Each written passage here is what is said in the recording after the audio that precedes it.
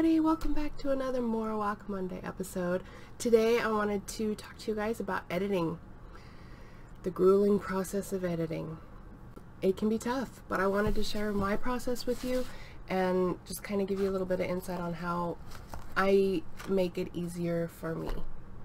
I have working copies of the first 3 books in my series, and they are with me all the time so that I can scratch things out, mark things up as needed, and it's always there. Plus I have the notepad app on my phone, so no matter where I am, I can jot things down, remember them. You know, that's important. When you're on the go and you think of something, as all writers do, we got to be able to jot it down so that we can bring it home and put it where it needs to go. Having things right there on hand at your disposal just makes life a lot easier. So the editing process may not begin at the same place for all authors. The very, very first thing you do is you create your rough draft. You vomit your book from your brain onto paper or onto your computer and you get it out there. That's your rough draft. That's the brain vomit. And I don't let anybody read that. That's just my first bleh of the book. I read that to myself initially, and then I'm able to, oh, I think I know where I was going there, but here's where I really need to, you can fine-tune those little bits, just get it out there, and then make your changes and print out a first draft. Like this one. Can you see? There we go. So for me, I get my first draft done, and my mom has to read it. She is my biggest cheerleader, biggest supporter, 100%, and she gets it first. So I print out my first draft, I reread it, and she gets it as well. So not only is there a copy for me, but there's a copy for her, and there's edits simultaneously going on at the same time, and she'll make hers, I'll make mine, and then we'll get them back, and I will look at all the edits, and then I'll go in and make the appropriate changes, and then I'll print it out again, and it's a second draft, and the process repeats.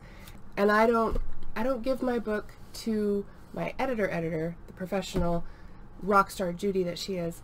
I don't give it to her until like maybe the 3rd or 4th draft, because I need to get a better grasp on what I've bleh, before she gets it, because she doesn't need the bleh part. So about the 3rd or 4th draft, you can give it to trusted friends and family as well if you don't have an editor, or if your editor prefers to see a more complete draft. You can get it to your friends and family, anybody who you trust to not pass along your book. And what I would suggest is, as soon as you have a rough draft, not even the first draft, before that, rough draft, get a copyright on it. As long as you have the concept, the main story, the main bulk of it, as long as you have that copywritten right off the bat, then you don't have to worry about it. You can change things down the road.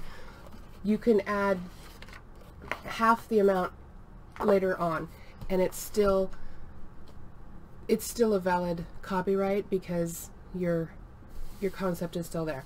As soon as you get covers, and as soon as you do all of that, then you might have to think about doing a new copyright if you change things from there. But as long as you get the main story down, get it copywritten, you can attach a page, and then you won't have to worry about somebody stealing your stories. Get it out there, as many eyes as can read it, trusted eyes.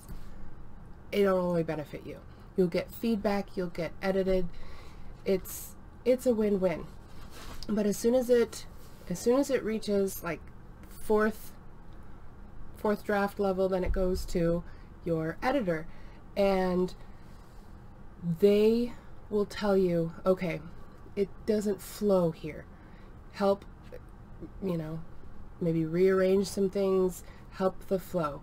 Okay, you have your, oh, what was my biggest thing? The past tense, present tense,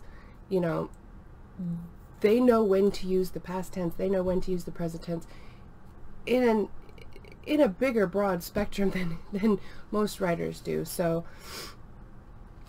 having the utilization of a professional editor is key. And you can use a beta editor. You don't, if you have the means to pay professional mainstream editing, awesome, go for it. If you don't have the means to do that, and if you have the availability to use a fantastic beta editor, somebody who's not mainstream but can do just as good a job and has that same insight, go for it. That's what I do, and she rocks. So having that person there at every stage, that's huge. You need to get the feedback, you need to get more eyes on it, because you will read through it much quicker and you will stumble over things because you know it's supposed to be there. So yeah, when I get to a certain part, you also gotta be able to let your baby go. At a certain part, it's done. It really can't get any better, and you're gonna be able to continue nitpicking your book until you're blue in the face. But at some point, you're gonna hear, it's done, it's good, let's get it out as it is, beautiful, your 10th draft, you nailed it, okay, we're good. And if that's how long it takes, that's how long it takes. Keep doing it, keep revising, keep going through it. You're just making it better, you know? So as many drafts as it takes, get it done, get it out to the trusted people who can help shed some light on what a reader's perspective is, because you're never going to be able to read your book as a reader's perspective. You're always going to have that, oh, should I use that word here? Maybe that doesn't sound quite right.